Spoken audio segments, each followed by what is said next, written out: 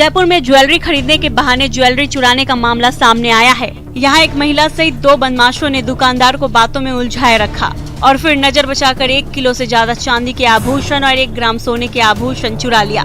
तीनों बदमाशों के जाने के बाद ज्वेलरी का ऐप देखकर दुकानदार हीरालाल ने जब सीसीटीवी फुटेज खंगाले तब चोरी का पता चला। तस्वीरों में भी साफ देखा जा सकता है कि एक महिला और 2 पुरुष ज्वेलरी शॉप में बैठे हैं और दुकानदार से कई जेवर दिखाने को कह रहे हैं, जिसके बाद दुकानदार उन्हें गहने दिखा रहा है। तीनों उसे और गहने दिखाने को कहते हैं। इतने में बुजुर्ग सा दिखने वाला व्यक्ति बड़ी ही चालाकी से 2 गहने हाथ में उठा लेता है और एक गहना दुकानदार को दे देता है, जबकि दूसरा हाथ में ही छिपा लेता है। जैसे ही दुकानदार पलटता है, बुजुर्ग गहने को अपनी जेब में रख लेता है। हालांकि ये पूरी घटना सीसीटीवी में कैद हो गई थी। इस चोरी को लेकर ज्वेलर हीरालाल ने करधनी थाने में केस दर्ज करवाया है। पुलिस अब सीसीटीवी फुटेज के आधार पर बदमाशों की तलाश कर रही है।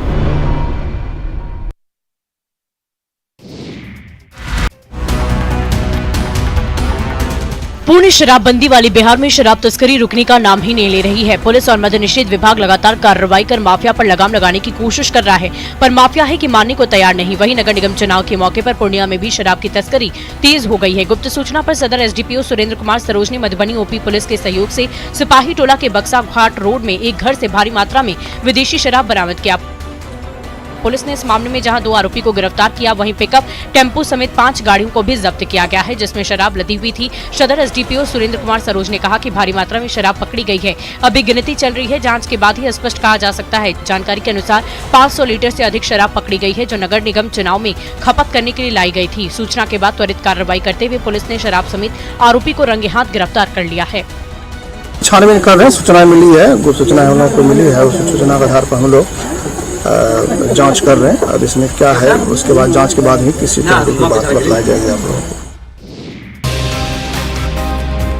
जाना था दरभंगा और पहुंच गए हैदराबाद। जी हां, जब प्लेन आकाश में ही रास्ता भटक गया और तेलंगाना पहुंच गया। दरअसल बेंगलुरु से दरभंगा के लिए बुधवार को उड़ा स्पाइस जेट का विमान आधे रास्ते में ही डाइवर्ट कर दिया गया। बेंगलुरु एयरपोर्ट से उड़ान भरने के बाद वो दरभंगा की बजाय हैदराबाद पहुंच गया। अपने आप को हैदराबाद एयरपोर्ट पर पाकर यात्रियों के बीच अफरा तफरी मच गई। हैदराबाद में सभी यात्रियों को विमान से उतार दिया गया। यात्रियों की माने तो थोड़ी देर बाद घोषणा की गई कि उन्हें 2 घंटे के बाद दूसरे विमान से वापस बेंगलुरु भेजा जाएगा। ये जानकारी मिलते ही यात्री आक्रोशित तो हो गए। यात्रियों ने वहाँ हंगामा शुरू कर दिया।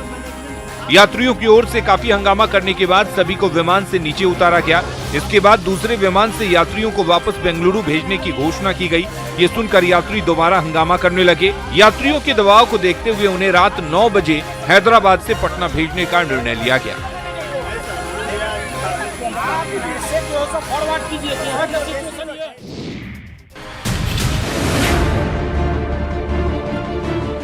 सिवान जिले के महाराजगंज अनुमंडल में जगदीशपुर और छंछुआ 2 ऐसे अनोखे गांव हैं जहां करीब 4000 लोग रहते हैं। लेकिन हैरानी की बात है कि ये दोनों गांव ना तो नगर पंचायत में हैं और ना ही ग्राम पंचायत में। लिहाजा आज तक इस गांव में ना तो कोई मुखिया बन पाया और ना ही कोई वार्ड या पार्षद। इसलिए यहाँ के लोगों को नल जल योजना का लाभ भी नहीं मिल पाता है। वहीं इंदिरा आवास जैसी महत्वपूर्ण योजना का भी लाभ नहीं मिल पाता। ग्रामीण कई वर्षों से एमपी एमएलए अधिकारी सहित कोर्ट का दरवाजा खटखटा चुके हैं, लेकिन आज तक इस गांव का नाम न नगर पंचायत में है और न ही ग्राम पंचायत में। जब नगर परिषद और नगर पालिका का चुनाव होने वाला है, लेकिन इस गाँव के लोग अपना मत का प्रयोग नहीं कर पाएंगे। हाल ही में हुए मुखिया का चुनाव में भी इस गाँव के ग्रामीणों द्वारा अपना मत का प्रयोग नहीं किया गया था, और जब बिहार में नगर परिषद और नगर पालिका का चुनाव होने वाला है, इसमें भी इस गाँव के लोग अपना वोट नहीं कर पाएंगे, जिसके कारण ग्रामीणों में नाराजगी दिख रही है।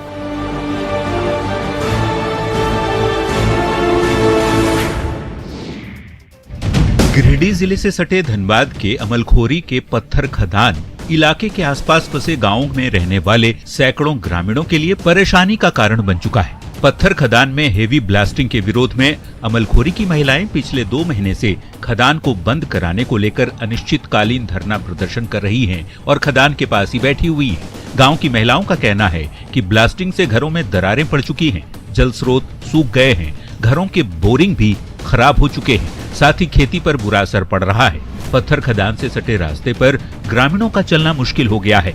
खदान के बगल में 2 पत्थर क्रशर प्लांट भी हैं, जिनसे निकलने वाली डस्ट की वजह से जमीनें बंजर हो रही हैं। वहीं लगातार पत्थर लदे हाईवा के चलने से सड़क भी खराब हो रही है। ग्रामीणों के मुताबिक खदान संचालक नियमों को ताक पर रखकर अपनी मर्जी के मुताबिक खदान में ब्लास्टिंग कराते हैं। कई बार दिन में ब्लास्टिंग के चलते पत्थर के बड़े बड़े टुकड़े नजदीक के घरों तक पहुंच जाते हैं, जिससे जान माल को खतरा बना रहता है।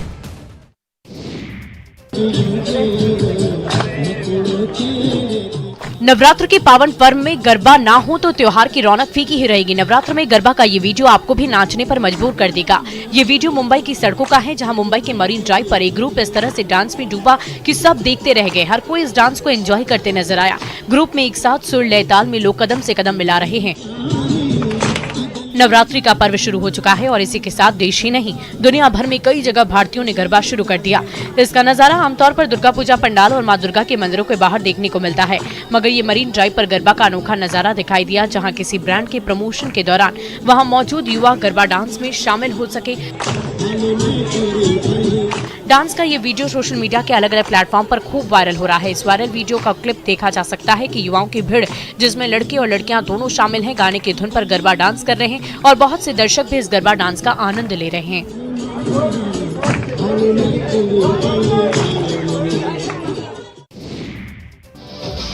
लोहरदगा शहरी क्षेत्र के अग्रसेन भवन में केंद्रीय दुर्गा पूजा समिति ने डांडिया प्रतियोगिता का आयोजन किया।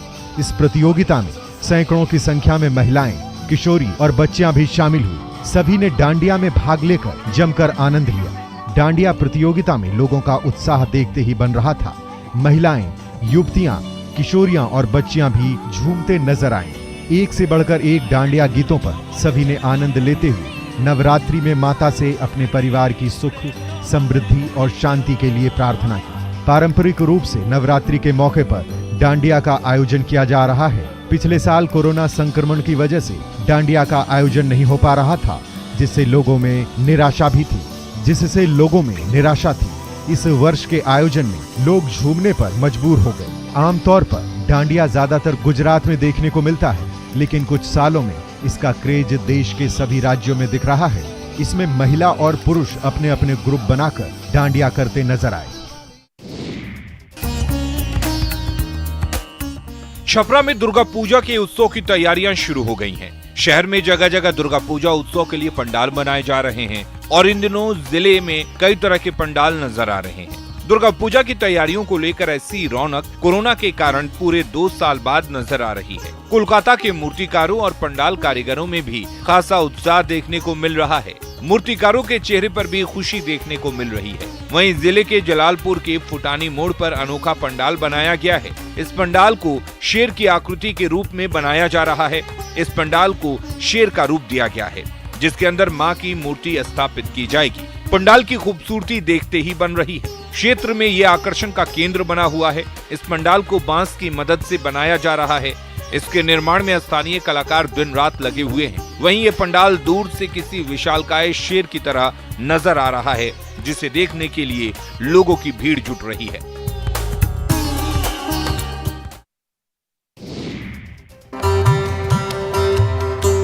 शारदीय नवरात्र को लेकर रामगढ़ के रजरप्पा स्थित प्रसिद्ध सिद्धपीठ मां छिन्नमस्तिका मंदिर परिसर को फूलों से आकर्षक ढंग से सजाया गया है।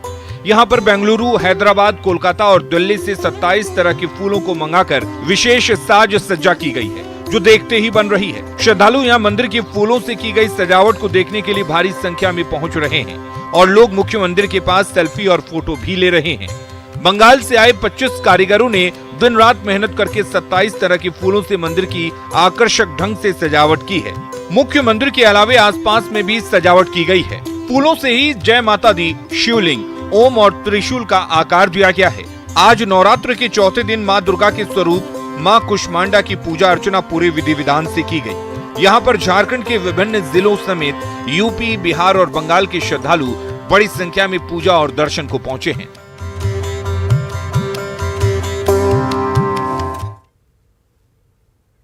और इस वक्त की बड़ी खबर आपको बता दें, आईएएस के बयान पर एनसीडब्ल्यू ने संज्ञान लिया है। बड़ी खबर सामने आ रही है, आईएएस के बयान पर एनसीडब्ल्यू ने संज्ञान लिया है। विवादास्पद बयान पर जवाब मांगा गया है। आपको बता दें कि 7 दिन का वक्त दिया गया है। 7 दिन के अंदर आईएएस को जवाब देना होगा।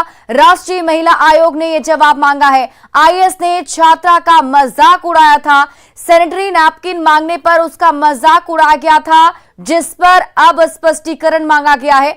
आपको बता दें कि कल वरिष्ठ आईएएस अधिकारी हरजोत कौर भामरा का एक विवादास्पद बयान वाला वीडियो सोशल मीडिया पर तेजी से वायरल हो रहा है। बिहार महिला एवं बाल विकास निगम की प्रमुख कौर दरअसल एक कार्यक्रम में आई थी, जहां एक स्कूली छात्रा ने उनसे पूछा कि क्या सरकार 20 से 30 रुपए का सैनिटरी पैड नहीं दे सकती। लड़की के इस वाजिब से सवाल पर महिला अधिकारी बेहद सख्त प्रतिक्रिया देती हुई दिखी, जिसका वीडियो अब सोशल मीडिया पर वायरल हो रहा है और सोशल मीडिया पर लोग इसकी काफी आलोचना भी कर रहे हैं। शंकर आनंद हमारे सहयोगी अधिक जानकारी के साथ जुड़े हुए। शंकर, क्या है पूरी खबर?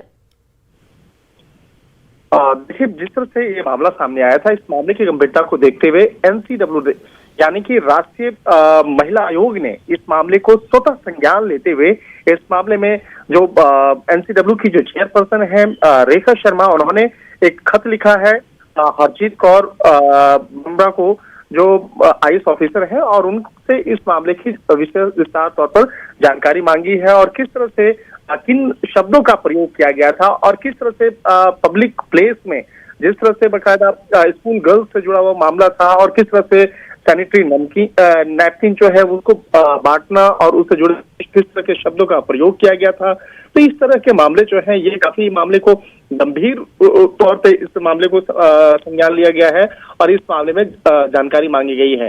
7 दिनों के अंदर इस मामले पर जवाब मांगा गया है और देखना लाजमी होगा कि इस मामले पे हरजीत कौर भामरा के द्वारा किस तरह से इस मामले पर जवाब दिया जाएगा और किस तरह से इस मामले की जानकारी दे करके उस पूरे घटनाक्रम की जानकारी दी जाएगी कि किस तरह से वो कार्यक्रम आयोजित हुआ था, किस तरह से कार्यक्रम को आयोजित करने का फैसला लिया गया था। तो एक तरह से कहा जा सकता है कि इस मामले पर managing director of Bihar women and child development corporation के द्वारा जिस तरह से तमाम मसले सामने आए थे और किस तरह से तमाम चीजें सामने आई थी, तो एक तरह से कहा जा सकता है कि इस मामले की गंभीरता को देखते हुए 7 दिनों के अंदर एक लिखित तौर पर जवाब देना होगा और जवाब देने के बाद एनसीडब्ल्यू इस मामले को किस तरह से देखती है उसका थोड़ा सा इंतजार करना पड़ेगा। जी चलिए, बहुत बहुत शुक्रिया तमाम जानकारी के लिए शंकर।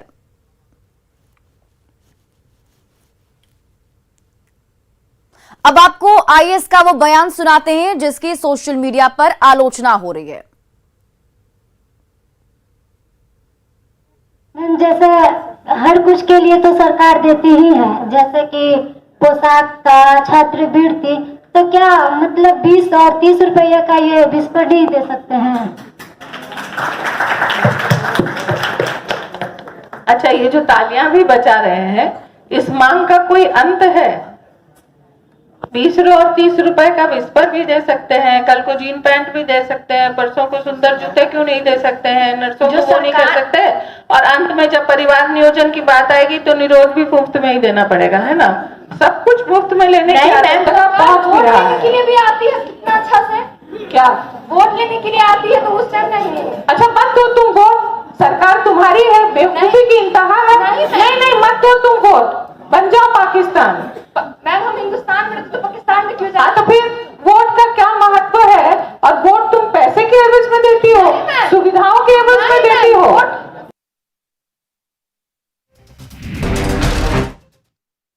प्यार हुआ फिर इकरार हुआ और उसके बाद प्रेमिका से पत्नी बनी खुशबू, लेकिन शादी के बाद भी उसे पति और ससुराल से धोखा ही मिला, जिसके बाद नाराज पत्नी ने प्यार के लिए प्रदर्शन का रास्ता चुना और पति के घर के बाहर बैठ गई।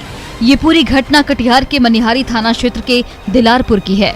पत्नी खुशबू का कहना है कि उसका और उसके पति आशुतोष का पिछले 2 सालों से अफेयर था, जिसके बाद उन दोनों ने कोर्ट में शादी कर ली, मगर घर ले जाने के नाम पर अक्सर आशुतोष झांसा देता रहा। फिर काफी दिनों बाद वो उसे अपने घर तो लाया, लेकिन घर ले जाकर शादी से जुड़े कागजात और उसके मोबाइल को छीनकर खुशबू को भगा दिया। वहीं आरोपी की मां का कहना है कि उसका बेटा कई दिनों से फरार चल रहा है, जिसकी सूचना पुलिस को दी गई है। अगर उनका बेटा सच में शादी कर चुका है तो वे खुशबू को अपनाने के लिए तैयार हैं। मुखिया पति ने भी कहा कि वे लोग गांव के प्रतिनिधि हैं और इंसाफ के साथ खड़े रहेंगे। फिलहाल इश्क के इस ड्रामेबाजी को लेकर पूरे इलाके में चर्चा है।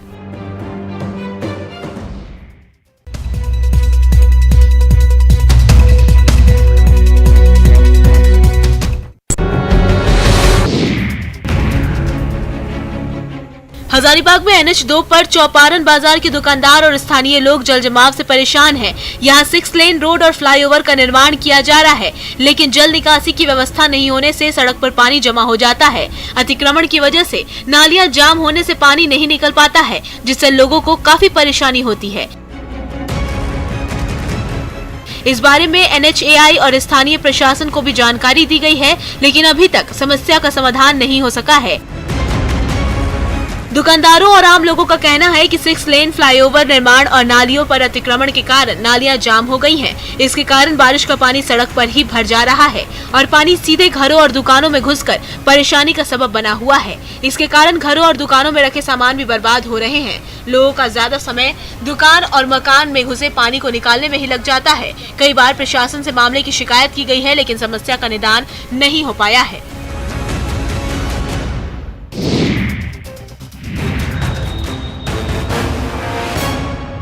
सीतामढ़ी में खाद को लेकर किसानों में हाहाकार की स्थिति है। पिछले एक पखवाड़े से बिस्कोमान के सभी गोदामों से खाद नदारद है। वहीं जिन दुकानों में खाद है भी, वहां किसानों की तादाद इतनी ज्यादा हो जाती है कि किसानों को लंबे इंतजार के बाद भी खाद नहीं मिल पा रही है। किसानों को जरूरत के अनुरूप यूरिया नहीं मिल रहा है, जिससे किसान बेहद परेशान है। खाद की कमी की वजह से धान की फसल का पैदावार प्रभावित हो सकता है। जानकारी के अनुसार बुधवार को विभिन्न प्रखंडों में खाद के लिए किसानों में हाहाकार मच रहा है। कई प्रखंडों में यूरिया की कमी की वजह से किसानों को काफी परेशानी झेलनी पड़ रही है। मांग के अनुसार खाद की आपूर्ति नहीं होने से किसान बेहद परेशान हैं। आलम यह है कि एक बोरी यूरिया के लिए किसानों को घंटों कतार में खड़ा होना पड़ता है, फिर भी उन्हें खाद नहीं मिल रहा है। किसानों ने बताया कि अगर खाद सही समय पर फसलों में छिड़काव नहीं होता है तो फसलों को नुकसान होगा और फसल के पैदावार में कमी आएगी।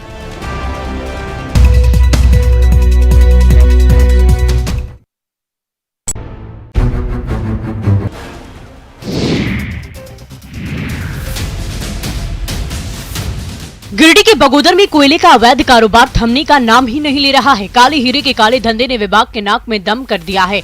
बगोदर के अलग अलग जगहों से जंगल की आड़ में चोरी छिपे कोयला डंप किया जाता है और फिर उसे ट्रक पर लादकर बिहार की मंडियों में भेजा जाता है।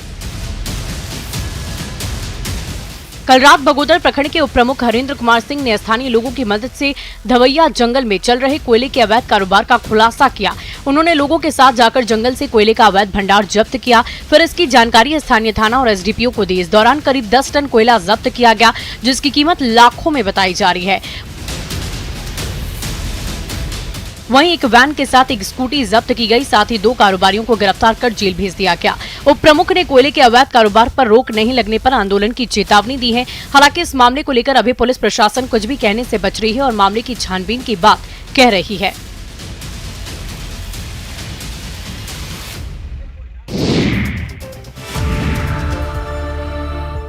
रोहतास की चंदन पहाड़ी की कंदरा में मौर्य सम्राट अशोक के एक ऐतिहासिक लघु शिलालेख पर मजार बना दिया गया है। जिस शिलालेख पर हरी चादर रखी है वो वही लघु शिलालेख है जिसे महान मौर्य सम्राट ने 2300 साल पहले लिखवाया था। ये शिलालेख कलिंग युद्ध के बाद लिखा गया था, जिसमें ब्रह्मी लिपि में सामाजिक और धार्मिक सौहार्द का संदेश लिखा है, लेकिन धार्मिक सौहार्द वाले संदेश पर ही धार्मिक विवाद पैदा करने की कोशिश की जा रही है। दरअसल 2300 साल पहले की विरासत के प्रतीक सासाराम की चंदन पहाड़ी है। इतिहास की अनगिनत शिलाओं में स्थापित सम्राट अशोक के विचार दूर दूर तक वर्तमान में भूत में स्थापित अपनी हैसियत और साम्राज्य को बता रही है, लेकिन पुरातात्विक धरोहरों पर अतिक्रमण की चादर उसे मजार मानने को विवश करती है। आज यहाँ गेट और ताला लगा है, अगरबत्तियां पुरखों के अस्तित्व की महक के ऊपर हावी हैं। इतिहास में दर्ज कलिंग युद्ध और सम्राट अशोक का प्रताप पीढ़ियों के लिए शौर्य गाथा है, लेकिन अब इस शिलालेख का अस्तित्व खतरे में आ गया है।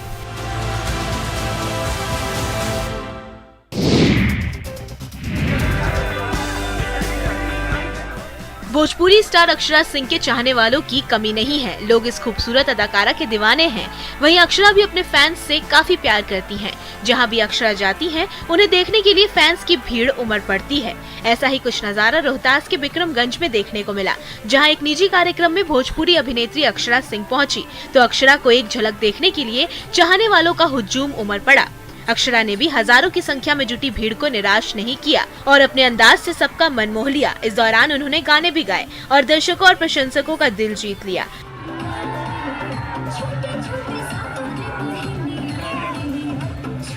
अभिनेत्री अक्षरा सिंह ने कहा कि लोगों से उन्हें बहुत सम्मान, प्यार और स्नेह मिलता है। इस दौरान अक्षरा सिंह ने कई भोजपुरी और हिंदी गाने गाए, जिससे उनके फैंस भी काफी खुश नजर आए। इस मौके पर अक्षरा ने कहा कि आने वाले दिनों में उनकी कई फिल्में आ रही हैं।